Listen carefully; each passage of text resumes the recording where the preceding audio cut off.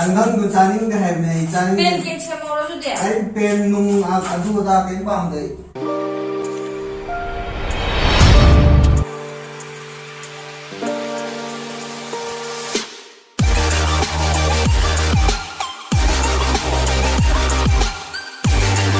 Hello guys, welcome back to my channel. Ado ma'am, kamay tauri nungai ni hai na si kalle do ngasi je ko ai na khalli je video je thagat taban me ni phare ko do prank macha ma tang tong min ko mayam gi entertainment su oi na ba do ai hujik ayuk ne ngasai pung 3:30 da lak bane ba ai hujik ready tawraga tu koi bu phandri khoi keno nuti koi phan ga dam ne ba ko koi phan ri je ai chalani koi phan ba khot ba iru jaba chalane ba ko do prank si kai dau doi no hang de ma gi leram ba kaino du khudak dai na dum prank si toksan doi ne ko ma leram ba phibam da dum prank toksalane ba do mayam kai tau si ge success oi bro oi da bra dum mayam jeng minar je do ma breakfast sem bra ma tau bra kaino tor ma ne ho ji pung taret muk tare ado mayam chatlaga prank toksalura je di ko duga akhoi video ji nungai da di like share subscribe tawbiramo aduga anauba channel ji da changbir ko ichina yaw tar di ai bu support tawbiyo akhoi bu support tawbiyo like share subscribe kawi gano anau video thaga charake adu mayam nungai na ba kari video sem jige haibu do alju akhoi da kena tawbiyo inform tawbiyo dagi comment da haibiramo duga video akhoi na nam kanda haidi soi giba dagi haidi mayam na pam da lei tar di comment da dum haibiramo dum samplok pungam na bo na jage do mayam ai hujik hallage aduga prank je tawro je success already mayam tak thungna thagala ni mayam dudi chalase yumda mayam yore yeng aji ko kedau yeng aji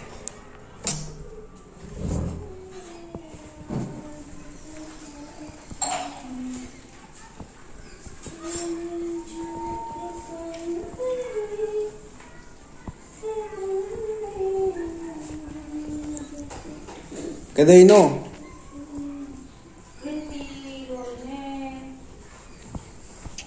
Ai lulu zara ke kena tau sanggom lau ro bo.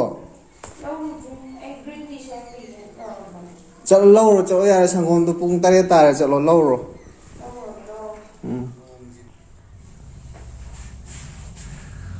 Mayam sidai kamera ji doi ne set tawre ko mathakta ma green tea di sevam me ko green tea sevam me ado sangom log zon tharam ne halakanda tak tau salaje jadi mem lak ngai bener je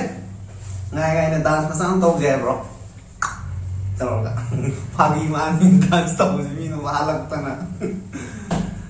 nau nga tau du ga tau throi du ga ne tau ra di yu na 2,000 years later.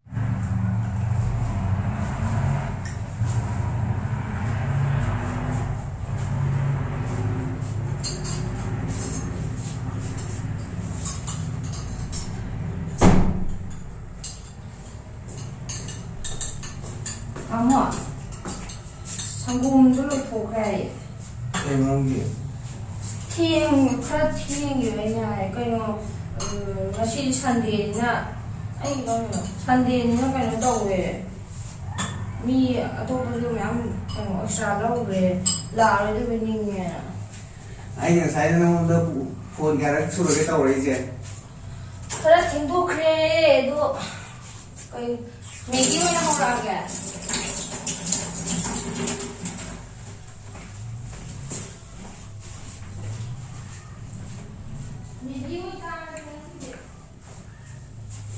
Kari Maggie chaning de ai no na sai na sanggom do kena to theng ni ngasi Sunday ni mi am chin ne na hai na Poi tu Maggie ho ra ge Maggie cha ra cha ba Maggie nu ge chaning de Maggie kana cha ge Maggie chaning de tanggang ho ra ma tu dia tanggang ho ra ge ya Tanggang nunggang ay uji kaya weight loss tawri ado ay Tanggang budi weight loss tawda tanggang ay charo ay pagin charo sangong kay har na trona unda 상공도 로이 도크래도 까이 도드노 hang dei sangong ko kay dino hang di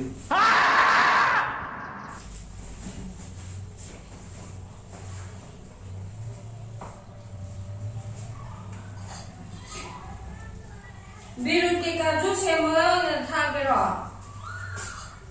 biru today ay ngasay na thae ne detox water ay ngasay thae huji breakfast matam sida bo du kana thangna ge 상공도 라이데 메기도 짜라 딸랑도 짜라 두디 까이 짜도노 ay na wona sangom ay di sangom ko thae har na trona 아이 타박 떠리데 핵든 낭데 하가 낭 아유도 ya nang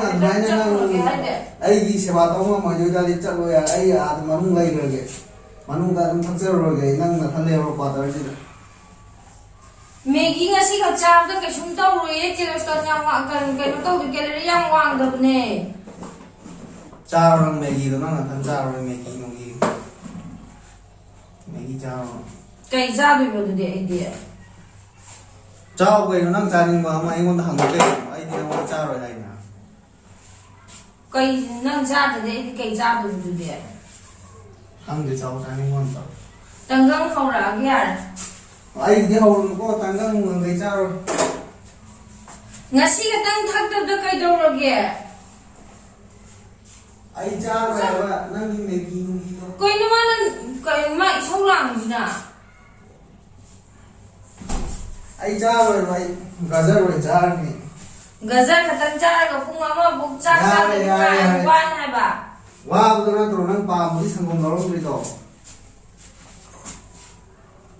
hanto tanggang khawra cha na sa habne tangang du charing de hai ne charing ben ke chamo ro de ai pen nung adu da ken pam dei ai gajar oi gajar no ka tang choi ba da kai no ma thai ji bo adu soi jara bana troi jana on da hong doi do thambak sing ni taw de he taw wai oh nang kai thawak karo ge pung tare taw ga laga pung tare taw ga lo su thambak loi taw ji de na kai thawak na taw ri si kontak ani pheng ma jero nang thawak se si di be ma second on da pheng di de ben ke cha na sa habne sing ji yam sa le na iru ja ye ja dum nang na ha ba o ken taw ra nya nang thok ko taw se ma sa sa ge sa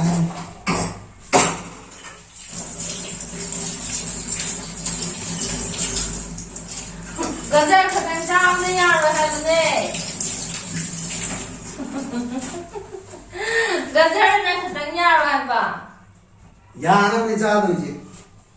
ya ro khang da ni nang na sa na sa di di do ge ada ni kan ben ke lo kan ho tanggang ma ka cha da ka no ken cha ba ra tangang a cha ka na sa ge cha lo a sa so nang ta ni 얼마 되지 뭐? 나 이제 성공 lok다 보기 난 겜짜데 겜짜를 아들이라고 나는 떠오리 쇼제 nang chao ko no ai di ai cha 난 짜데 가만 짜데 나봐 cha lo sa sire cha lo sa na ke sa na 가자 갔다 야로 할거네 theng ya pung ni pan ta ka dai sa tu ni theng ya to si pung ta cha ro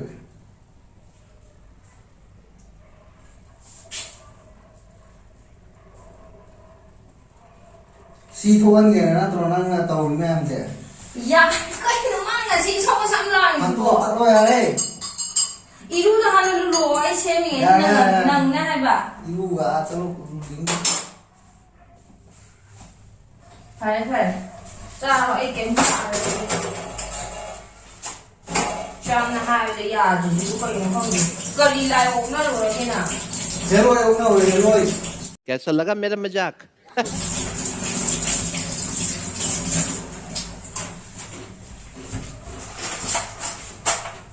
cha ka ap no a cha zo ge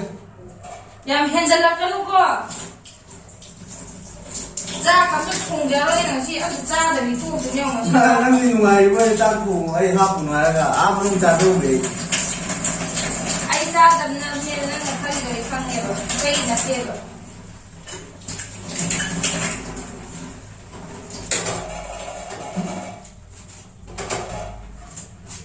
green tea 가 몇 턱?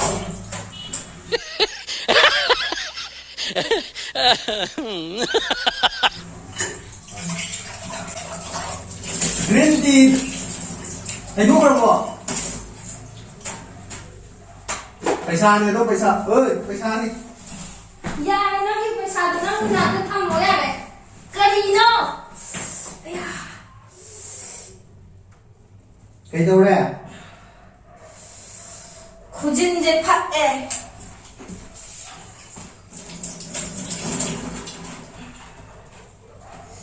어제 자고 밥을 형 나와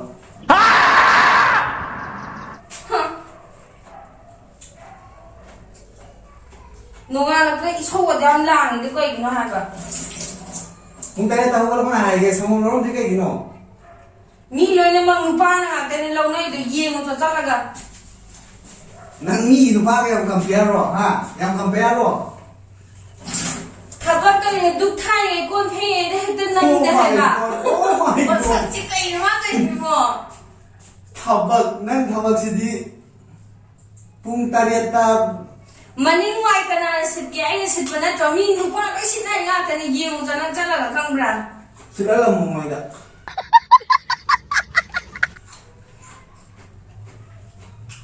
Okay Prank daw कैसा लगा मेरा मजाक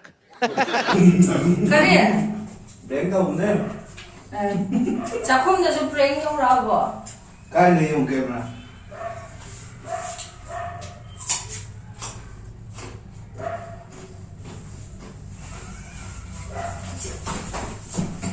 Hey!